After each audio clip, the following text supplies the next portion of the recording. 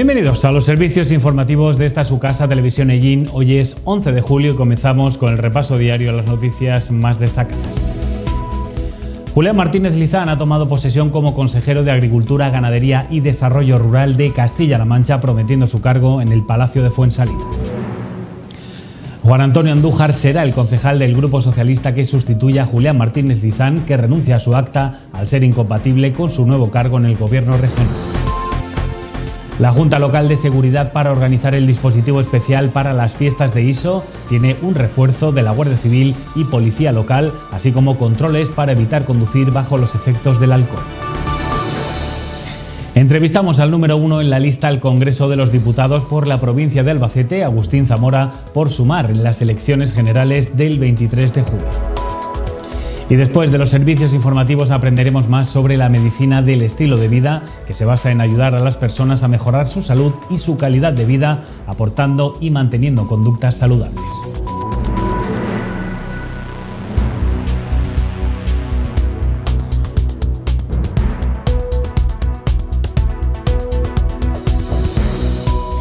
Hoy en el Palacio de Fuensalida, sede de la presidencia del Gobierno de Castilla-La Mancha, han tomado posesión 10 nuevos consejeros y los 2 vicepresidentes del Gobierno de Castilla-La Mancha, con 6 caras nuevas y entre ellas la de Julián Martínez Lizán. Hoy han prometido su cargo los miembros del Ejecutivo Regional presidido por Emiliano García Paje. El nuevo consejero de Agricultura, Ganadería y Desarrollo Rural es Julián Martínez Lizán, el octavo en tomar posesión de su cargo. Prometo cumplir fielmente las obligaciones del cargo de consejero de Agricultura, Ganadería y Desarrollo Rural de la Junta de Comunidades de Castilla-La Mancha, con lealtad al Rey y hacer guardar la Constitución y el Estatuto de Autonomía como normas fundamentales del Estado y de la comunidad autónoma, así como mantener el secreto de las deliberaciones del Consejo de Gobierno. El presidente Emiliano García Paje les ha pedido a los nuevos miembros del Gobierno, como Julián Martínez Lizán, trabajar para la gente. Los nuevos miembros del Consejo de Gobierno son personas todas de una enorme valía. Es evidente que lo diga yo tiene un mérito muy justo, ¿no? Pero lo verán con el tiempo. Y a ellos les quiero decir 2 o 3 cosas sencillas, ¿no? No trabajéis para vosotros. Mala cosa trabajar para uno. Mala cosa. Y en un equipo peor. No trabajéis para vosotros. Ni siquiera trabajéis para el presidente, ¿eh? Trabajar para la gente. En el acto, Emiliano García Paje ha solicitado a su nuevo Consejo de Gobierno que se esfuercen desde la honestidad y la cercanía. Y creo que este Gobierno es un Gobierno que va a tener mayoría absoluta, que no es poca cosa en la España que vivimos, pero que además va a seguir teniendo mayoría más que absoluta en la ciudadanía, porque pensamos que no se puede gobernar ya no contra la gente, que eso va de suyo, no, sin la gente. Y una forma de terminar gobernando contra la gente o contra una parte de esa gente o una parte de la sociedad es no contar con el conjunto. Esto de esperar a que surja una varita mágica o ganar un debate por chiripa, no me refiero al de ayer, digo, ganar, que no. Los debates en las Cortes, como los debates con la gente y con las asociaciones, tienen que ser desde la convicción. Créanme, y es muy importante que tengamos honestidad y que sepamos que hay que trabajar. Y, por supuesto, talante cercano, de escucha, si me lo permiten, de humildad. Y el que no tenga demasiada humildad, que recuerde lo mal que lo estamos pasando hoy con tanto abanico aquí, que hay que tener, además, humildad, además de aguante al calor. Con los nombramientos, el jefe del Ejecutivo castellano-manchego se ha responsabilizado de la labor de todo su gobierno. Yo me quiero, con este gobierno, hacer responsable de todo lo que pase en la región, de lo que es competencia de la comunidad, pero también de lo que es competencia de otras administraciones, pero que nos preocupan a nosotros. Y eso exige un nivel inmenso de coordinación. No tengo por qué tener un consejero para una competencia que no es de este gobierno, pero sí es necesario que en la presidencia tengamos muy claro qué hay que hacer en cada caso y con cada tema, dependa o no dependa de la comunidad autónoma. Y con este nombramiento, Julián Martínez Lizán deja de ser concejal del Ayuntamiento de Illín y por eso hoy se ha celebrado un pleno extraordinario para abordar su renuncia al acta de edil y para que se expida la credencial del siguiente concejal del Grupo Socialista en la lista, que es Juan Antonio Andújar. Lo primero es aprobar la urgencia de la sesión. ¿Votos a favor? Unanimidad en la urgencia. Lo segundo es el segundo punto, toma de conocimiento de la renuncia al cargo del concejal don Julián Martínez Marín. Paso la palabra al señor secretario. Buenos días. Habiéndose presentado la renuncia al cargo de concejal por parte de don Julián Martínez Lizán, por formar parte del equipo de gobierno autonómico, se debe dar cuenta al Pleno de tal renuncia a efectos de su remisión a la Junta Electoral de Zona. El acuerdo da cuenta y con lo cual no requiere aprobación. Gracias. El tercer punto es solicitud a la Junta Electoral de Zona que expida credencial de concejal al siguiente de la lista del PSOE en las pasadas elecciones locales y autonómicas. La palabra al secretario. Una vez tomada conocimiento de la renuncia del corporativo citado, se debe dar traslado del acuerdo a la Junta Electoral comunicando el nombre a la persona a la que le corresponde cubrir la vacante, que en el presente caso será Juan Antonio Andújar. En tal caso, una vez finalizada la sesión, remitiremos certificado del acuerdo plenario y se pedirá la correspondiente credencial. Pues sin más puntos a tratar, se da por finalizada la sesión. Muchas gracias.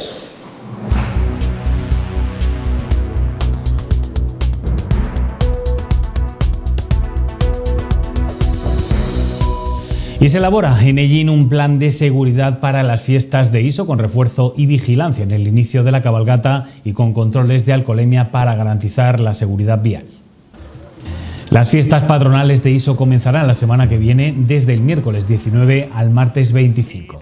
Hoy la subdelegación del Gobierno de España en Albacete y el Ayuntamiento de Illín han llevado a cabo la Junta Local de Seguridad para garantizar el buen desarrollo de los eventos. Cualquier fiestas patronales, el dispositivo evidentemente cambia y se adapta a las condiciones, a las peculiaridades, como usted dice, de cada sitio. Aquí en el caso es demarcación de Guardia Civil, pero sí es de reseñar que aunque sea demarcación de Guardia Civil hay una estrechísima colaboración con Policía Local y luego pues también sirve de apoyo la presencia de Policía Nacional. Sí es cierto que teniendo en cuenta que estas jornadas de fiestas pues este año coinciden con la jornada electoral, pero bueno, en cualquiera de los casos el dispositivo que se ha diseñado para estos días es el que nos va a garantizar que podamos disfrutar de unas muy buenas fiestas y con un entorno seguro. El domingo 23, coincidiendo con la jornada electoral, se reducirán las actividades festivas patronales de ISO para que todo el mundo pueda ir a ejercer su derecho al voto sin tener que reducir las actividades festivas que se retomarán por la noche. Nosotros mantuvimos hace unos días una junta de seguridad en la subdelegación del Gobierno con Fuerzas y Cuerpos de Seguridad del Estado y Policía Local para diseñar lo que es la distribución de efectivos en todos los colegios. Es verdad que coincide con una época estival, época de vacaciones, pero en cualquiera de los casos se garantiza la presencia en todos los colegios de Cuerpos y Fuerzas de Seguridad del Estado para que los ciudadanos podamos ejercer con absoluta libertad y garantizando nuestros derechos ese día. Tengo que agradecer la colaboración de todos los años y este año en concreto del subdelegado del Gobierno, Miguel Juan, que ha colaborado, como decía, con sus fuerzas propias, las Fuerzas y Cuerpos de Seguridad del Estado, y hoy lo que hacíamos es coordinar con el resto de actores que intervienen, bomberos, Cruz Roja, la propia comisión de fiestas que estaba invitada para que diera su opinión, y al final lo que hacemos entre todos es asegurar que las fiestas, por lo menos poner los mimbres para que las fiestas de ISO, que son las fiestas de nuestra pedanía más importante, pues se desarrollen como tienen que desarrollarse, en buen ambiente, con un buen fin y además con la particularidad, como decía el subdelegado del Gobierno, de que este año coincide con la jornada electoral. Es una jornada que ya se ha previsto dentro del programa de las fiestas. Ese día en concreto es un día que prácticamente no va a haber actividad festera, aunque a partir de cierta hora de la tarde-noche sí se puede recuperar, y con esas condicionantes hoy hemos hecho el punto y final de la preparación. A partir de ahora ya es simplemente poner los medios para que todo se desarrolle como tiene que desarrollarse y los iseros y los ellineros y el resto de la comarca que disfrutemos de la fiesta lo hagamos como todos los años, disfrutando de las fiestas de ISO, que son de las más importantes del municipio. Se reforzará la seguridad durante los eventos de más afluencia de ciudadanos, como son las carrozas, las verbenas y los espectáculos taurinos que tanta gente atraen. La autoridad gubernativa corresponde a la Guardia Civil y a nivel sanitario, ya en la Junta Local de Seguridad que hemos celebrado hace unos instantes, pues se ha puesto de manifiesto que va a haber tanto seguridad por parte de cuerpos y fuerzas de seguridad del Estado como por la presencia de ambulancias y creo recordar que era una unidad móvil. Una unidad móvil. Sí. Al final las competencias de la policía local son seguridad vial y apoyo de las fuerzas y cuerpos de seguridad del Estado, y lo que hacemos desde el Ayuntamiento es asegurar que ese día, en concreto, los medios que se necesiten para esos días, los medios que se necesiten tanto para los festejos taurinos como la cabalgata, como el pregón, como incluso los fuegos artificiales, como comentábamos hace un momento, pues la policía local tenga la presencia que necesita el pueblo de Iso. Se recuerda la ordenanza municipal que prohíbe la realización de cualquier tipo de botellón. Además, la policía local llevará a cabo controles de alcoholemia para garantizar la seguridad vial. El alcohol al volante cero, y además la policía local, su principal cometido es la seguridad vial y va a estar pendiente de que nadie se olvide. Por eso sí que tienes razón, hay que tener una actitud didáctica y explicarle otra vez a la gente y recordarle a la gente que la mayoría de la gente está concienciada, pero a alguno que se le olvida, que recuerde que al volante está permitido el alcohol cero, o sea, nada de alcohol, y la policía local va a estar muy pendiente en las salidas y las entradas de Iso.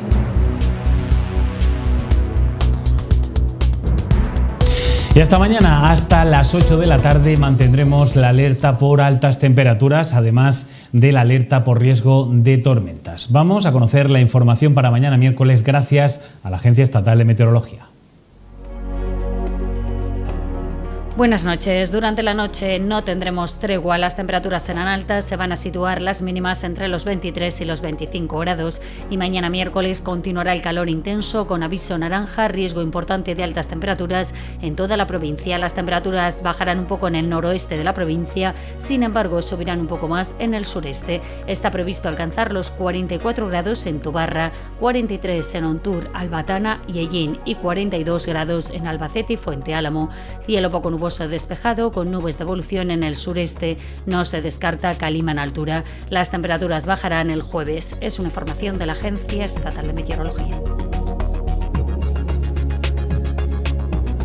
Y hoy tenemos con nosotros al número 1 por sumar en la provincia de Albacete, número 1 al Congreso. Hablamos de Agustín Zamora. Agustín, muchas gracias por estar aquí con nosotros. Muy buenas tardes. ¿Qué tal? Cuéntanos, Agustín, ¿qué vais a aportar tú como número 1 en la provincia de Albacete por sumar? ¿Qué puedes aportar o por lo menos qué medidas se pueden adoptar desde el Congreso de los Diputados para una zona como la nuestra de Campos de Ellín, de nuestra comarca? Bueno, sumar sabéis que de Yolanda Díaz, que es la número 1 por Madrid y nuestra candidata principal al Congreso, hizo un proceso de escucha con anterioridad a postularse como candidata. En este proceso de escucha, pues obviamente se le fueron dando diversas opiniones, se le fueron dando diversas circunstancias. Ella misma observó las carencias y las necesidades en las diversas zonas de España. Y aquí en concreto en Castilla-La Mancha una de las situaciones que más le llamaron la atención o que más preocupación tuvo es las zonas rurales. Las capitales al fin y al cabo pues cada una dentro de su peculiaridad puede ser más uniformes, pero las situaciones que se dan en las zonas rurales tienen unas mayores peculiaridades. Aquí en concreto el programa que ha dado Sumar en cuanto a las zonas rurales establece varias medidas que pueden ser adoptadas a zona como Ellín. Es decir, las principales tienen que ver con el cambio climático. Obviamente ahora estamos con una ola de calor que nos está llevando a todos de cabeza, que lleva a muchas medidas concretas, y a las zonas rurales principalmente son destinadas tanto a la agricultura como a la paralización, medidas para la paralización de la desertificación, que España es una de las zonas con mayor peligro en cuanto a la desertificación, y además el sureste español tenemos una situación especial geográfica que nos hace ser una zona más preocupante en cuanto a este problema. Entonces, la situación las medidas que se vienen a proponer en cuanto al programa son las de la racionalización del agua, Esa es la principal, las medidas. Aquí en Nellín, por ejemplo, ya sabéis los problemas que se dan en el agua. Aquí es una zona de paso que al final en Levante es donde se vienen a llevar más las zonas de regadío, y aquí en Nellín se queda un poco más apartado, por lo que entonces estamos planteando una serie de medidas en cuanto a eso. Luego también se están planteando en cuanto a las nuevas energías, a las energías renovables, se están planteando muchas medidas que tienen que ver con algo muy importante. Aquí en Nellín está claro que hay un problema en cuanto a industrialización. Hace 10 años se produjo ya un proceso de desindustrialización debido a la anterior crisis. Esa industrialización no ha vuelto todavía, y ahora se están proponiendo una industrialización o se va a proponer una agencia nacional de industrialización que determine cuáles son las zonas en las que existen estas carencias. Aquí, por desgracia, aunque los datos son que hay una industrialización en Castilla-La Mancha, todos sabemos que la principal zona en la que se está industrializando es en la que pega Madrid. Al final estamos entre Guadalajara y Toledo, se están distribuyendo allí todas las industrias, y aquí la zona de Albacete al final estamos perdiendo esa industria. Entonces, la industria verde, que se denomina en el programa, y la industria aparejada a las tecnologías a la energía, es decir, a las placas fotovoltaicas principalmente, entendemos que es un nicho empresarial que es donde estamos en Nellín. Es una zona en la que se puede ser un buen lugar para implantarla. Sí que es verdad que nuestra zona siempre se ha dicho que somos zona que más minutos de sol tiene al año de toda España. Incluso en algunos estudios hace unos años justo coincidía en una de las pedanías de Nellín. Sin embargo, no tenemos una línea de evacuación, que quizá eso podría ser muy interesante para dinamizar las energías renovables, como nos estás diciendo, en la zona con placas solares. Y te he leído en una entrevista en la que decías que hay que cambiar el modelo de agricultura, una agricultura más sostenible, más ecológica. ¿Cómo lo hacemos y cómo es ese modelo? Exactamente. La agricultura como motor también de nuestra provincia en concreto es una preocupación importante con este cambio climático. Lo que se viene a proponer es el cambio a la agricultura ecológica, es decir, una agricultura más de calidad, una agricultura más sostenible, obviamente con la racionalización sobre todo del agua, y sobre todo una agricultura de ámbito familiar, es decir, de las pequeñas explotaciones, que son las que por aquí se suelen tener, que se consiga, además son las que al final fijan población, es decir, los grandes latifundios que se dan en otras zonas, al final los trabajadores vienen, hacen sus peonadas y se van, pero no fijan población, mientras que precisamente las pequeñas explotaciones son las que más necesitan las ayudas, en este caso del gobierno, y precisamente son las que ayudan a que las zonas rurales no queden despobladas, no queden abandonadas. Para ello, además, me imagino que habrás visto la medida que anunció Yolanda Díaz sobre la herencia universal, esta ayuda que se plantea sobre todo para los jóvenes que se generará con 18 años y se abonará con 23, y que, por ejemplo, en el mundo rural y sobre todo en la agricultura ha tenido una gran acogida. ¿Por qué? Porque es la manera de que los jóvenes puedan emprender una determinada actividad con la que de otra manera, a lo mejor, y sin esta ayuda, pues se verían destinados a realizar otras actividades. ¿Cómo se implementaría esa medida? Quiero decir, ¿lo cobrarían todos los jóvenes? ¿Se miraría el nivel de renta? ¿Cómo sería? En este caso, la herencia, como su nombre indica, se llama herencia universal. Igual que la sanidad pública también es universal y la educación también es de carácter universal, en este caso la implementación sería para todas las personas por el hecho de cumplir los 18 años. A partir de ahí se les acompañaría con un itinerario en el que se podría ver cuáles son las necesidades o cuáles son al final aquello a lo que se quiere dedicar esa persona, y que al final que hayas nacido en una familia sin recursos no sea un impedimento para no desarrollar la actividad que tú quieres.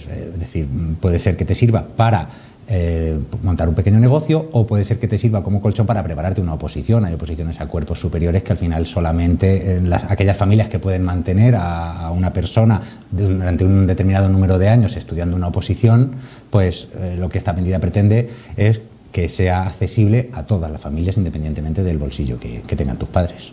Has hablado de despoblación, quizá sea una de las zonas, Ellín, ciudad, seguramente no, pero bueno, tenemos municipios al lado, incluso las pedanías van perdiendo año tras año.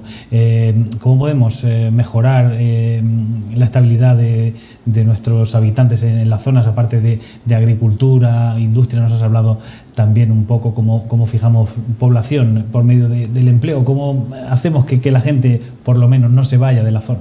Mira, hay un plan que tenemos en el programa en el que Sumar ha decidido hacer un plan que se llama 30. Es decir, que a 30 kilómetros todas las personas tienen que tener a 30 kilómetros los servicios más esenciales.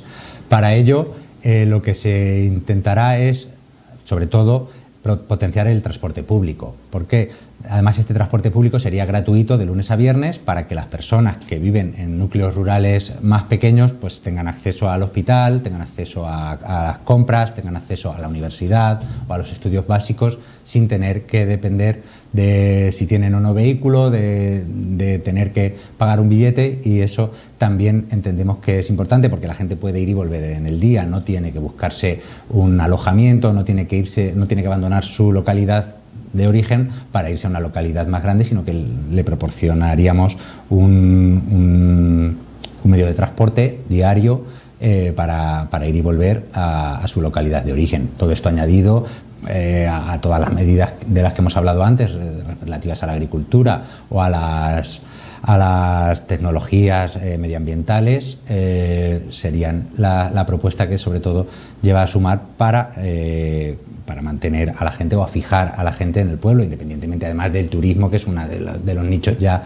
de por sí que tiene España y que de momento se mantiene, pero entendemos que no puede ceñirse solo al turismo, sino que tiene que ser a otro tipo de actividades como es la agricultura y la ganadería, que son las propias y autóctonas de nuestra zona. En cuanto a los transportes, tenemos un problema en la zona, y es el tren. Por las obras de Murcia del tren se derivó el tráfico por el Levante, y al fin y al cabo no tenemos trenes en nuestra zona, en Ellín. ¿Cómo solucionamos ese problema? A ver, desde Sumar, la apuesta principal en cuanto al transporte público es el tren, que tiene que llegar a cuanto más sitios mejor. De hecho, una de las medidas que se intenta implementar también a través de nuestro programa es la reducción o la eliminación de vuelos en los que a través del tren se esté en una distancia no superior a 3 horas. Es decir, dentro del territorio nacional hay vuelos que seguramente, siendo mucho más contaminantes y siendo menos sostenibles, lo que hay que hacer es, teniendo ahora mismo una red ferroviaria avanzada y desarrollada, entendemos que es el medio de transporte al que hay que darse prioridad, y además, sobre todo, en la medida concreta no tienen que ser solamente las líneas de alta velocidad, sino que hay que desarrollarse un tren o una línea ferroviaria que venga a enlazar las distintas localidades, cuanto más mejor, obviamente. Una de las medidas más valoradas quizá por la ciudadanía en general de Yolanda Díaz, aparte de aprobar la reforma laboral, ha sido esos 3 aumentos, ¿no?, del salario mínimo interprofesional. ¿Continuáis defendiendo más subidas del salario mínimo? Sí, obviamente. Yolanda Díaz se ha propuesto ya en particular como ministra de Trabajo, y ahora, como lo que deseamos es que sea la primera presidenta en el Gobierno de España, las medidas de carácter laboral son su fuerte, obviamente, no solo la reforma laboral que está poniendo por fin a la contratación temporal, sino que el salario mínimo interprofesional y estas subidas, lo que se ha planteado es que vayan subiendo por encima del IPC, es decir, lo que se desea es que el salario mínimo sea equiparable al salario medio mínimo europeo, que está en prácticamente 1.500 euros, con lo que a lo largo de la siguiente legislatura continuaríamos con estas subidas, que además se ha demostrado que aumentan el consumo, que aumentan el poder adquisitivo de las familias, que han sido una buena lucha, en definitiva, contra la inflación, y así han sido los datos positivos para España, que dentro de la zona euro es el país donde ahora mismo la inflación está mucho más moderada que en el resto de países, y además una medida que lleva aparejada es el hecho de que se aumentan al final la recaudación para las pensiones, es decir, cuanto más alto sea el salario mínimo, esa parte que va a la hucha de las pensiones se irá aumentando en proporción. ¿Cómo analizáis los resultados de las últimas encuestas? Parece ser que los bloques Partido Popular, Vox no suman, pero tampoco sumarían las izquierdas. ¿Cómo lo analizáis? ¿Y cómo veis que va a ser la gobernabilidad? ¿Va a ser complicada en los próximos 4 años o no? A ver, ahora mismo lo que sí que es claro en todas las tendencias es que el voto que se está tornando decisivo es el de Sumar. Sumar sí que lleva, desde que se anunció la coalición y desde que ya en un primer momento, cuando se habían ya anunciado que iba a haber elecciones, el voto a Sumar ha ido subiendo exponencialmente y ahora mismo se torna decisivo. Ahora mismo creemos que ya se ha roto la barrera del voto útil, que la gente está viendo las propuestas que está lanzando Yolanda Díaz como positivas y que está haciendo que llevemos ahora mismo el viento de cola. Creo que un Sumar fuerte en un gobierno de coalición va a ser beneficioso para toda la población, porque las medidas que ha llevado toda la gente conoce. Además, es la ministra más valorada, a Yolanda Díaz, y entiendo que la gente ha comprendido que una Yolanda Díaz fuerte, con un respaldo de más de 35 diputados, como ha tenido hasta ahora, y saliendo por encima de los 40 o 50 diputados que pudiera tener, va a repercutir beneficiosamente en ellos, en la situación. Va a ver revalorizadas sus pensiones, va a haber una estabilidad, un reforzamiento en su situación laboral, y creo que todo eso es lo que la gente al final está viendo durante esta campaña. Te pido un minuto para que hables a la ciudadanía y les digas por qué tienen que votar a Sumar, tienen que votar al candidato en la provincia de Albacete, que es Agustín Zamora. Yo creo que la gente de la provincia de Albacete en concreto, y más concretamente de la zona de Ellín, tiene que confiar en el voto de Sumar, porque Yolanda Díaz, durante los 4 años en los que ha sido ministra de Trabajo, no ha fallado a la ciudadanía. Todo lo que se ha propuesto lo ha conseguido, y ha conseguido que sea siempre redundando en el beneficio de las clases trabajadoras y de las clases más humildes del país.